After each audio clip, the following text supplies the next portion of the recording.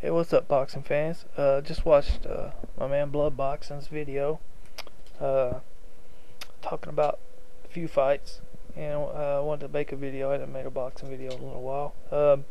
He's talking about Berto and Mosley, and I agree. Most of the time I agree with Blood Boxing. He knows the sport up and down, and and I agree with him on this one. Only Berto, I think, is a future superstar, barring some unforeseen, tragedy. The guy's got the hands, like he said. He's got good hands, speed, and he's got some pop. He's not just a feather-fisted, one of those quick guys that's feather-fisted. He can hurt you, and the only thing is he doesn't have the experience, of being in that battle, that war. When you get down, you have no energy, you can't lift your arms. The experienced guys, the guys who can reach back, that's been there before, and find that, that little reserve of strength. And Mosley has definitely, been there many times. He just continues to amaze me.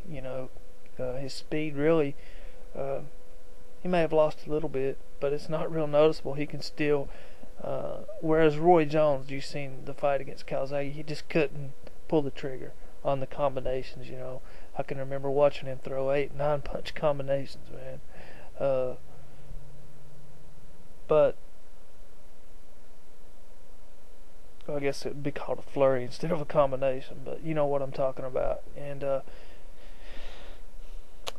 but Mosley can still rip off, 4 or 5 punch flurry, a combination, a quick, and he seems to have his power. If it's done anything, it's increased with age, and power's something you keep longer than you keep speed. So I think that obviously it helped him win a couple of fights lately, but this is a classic example of the young, inexperienced, talented fighter on the come up against the cagey, battle-hardened, experienced, aging vet. These fights always come down to is you never know when a fighter gets into his late 30s, excuse me, when that fight will come where he shows his age. And it seems to happen to boxers overnight, not as much now as it used to with, the advances in nutrition and training, but you always have that possibility. And these fights are usually when you see that happen, when they're fighting this young, tough line. But then again, sometimes the young line isn't ready, and he gets taken to school. So that's what makes it an interesting fight. So hard to ever bet against Mosley, but I find it hard to go against Berto as well. I mean, this is a toss-up in my opinion. If I had to go lay money down, I would go with Mosley based on the experience, because Berto hasn't climbed that mountain yet, and Mosley has. But they're two guys I love to watch, man. I'd hate to see either one of them lose. But as for Margarito, I think unless he fights Williams, I agree with you 100%. As impressive as his victory was against Cotto,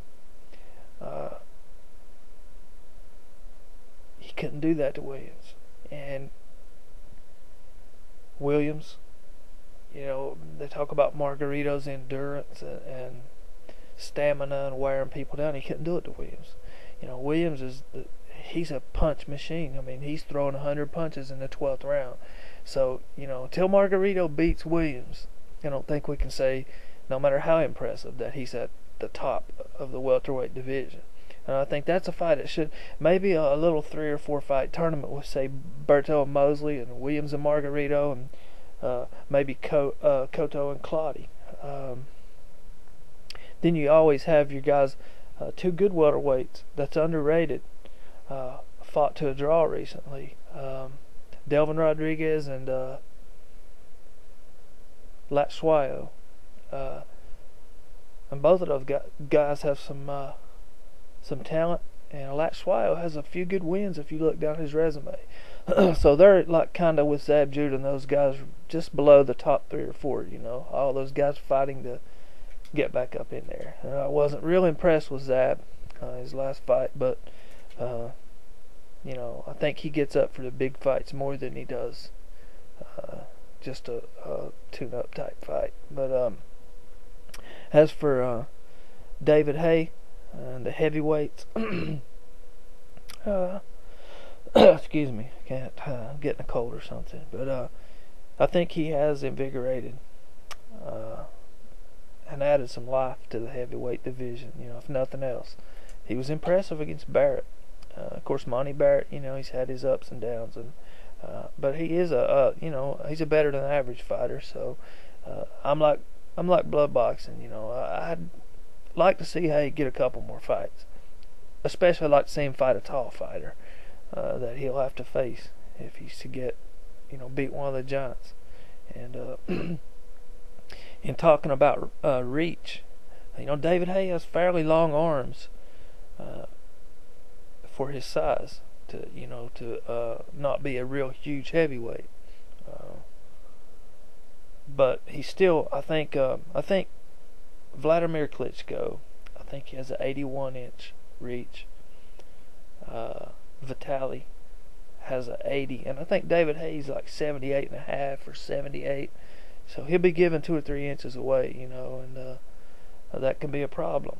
But I think David Haye, with a couple more fights to see just how he can take and handle a big guy, it would do him well. But if he steps in there, I think against Vladimir he would have a much better chance than Vitaly. Vladimir knows how to use his jab really well, and he's really good at clinching when someone gets inside. But we all know his jaw is his weakness. And David Haye he does have heavyweight power. Vitaly has a better jaw, but he doesn't seem quite as quick as Vladimir. So I still think Vladimir would be the better matchup for Haye, and that's why I think you'll see the Klitschko stick Big Brother in there first to try to protect Vladimir. Because if he beats Haye, then there'll be no reason for Vlad to give him a shot. But it'd be interesting. I do think Haye needs a couple more fights to see how he would, do against the guys 6'5", 6'6", long arms, power, and maybe fight a couple of the larger heavyweights, the fringe guys or journeyman that's kind of tall, just to get some experience, with a big fighter, because you really don't know.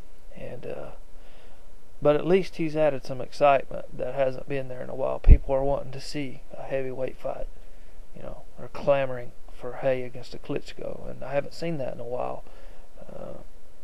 I really haven't seen this type of real excitement probably since Tyson was destroying people. Lennox Lewis was exciting, and there was quite a bit. But I think David Haye has that charisma and the ability to market himself, and he's done that very well. And that's what's creating a lot of interest. And he's really played it perfect as far as the media and he's a talented fighter, man. He's got speed and power. So there's a lot of interesting fights out there. Hatton and Malignaggi, try to get that in before my 10 minutes is up. I think Paulie Malignaggi's sort of one of those feather-fisted guys but he'll lay on the ropes and trade, and I think that's his downfall against someone like Hatton. I think Malignaggi would do better to use, movement, to be one of these boxers that moves, jabs. It may not be exciting to everyone, but when you have fast hands and not a lot of power, that's what you need to do. But Malignaggi has a tendency to stand and trade, and that could hurt him against Hatton. But he's a tough little kid, man, tougher than what he looks. I'll see you guys later. Take it easy.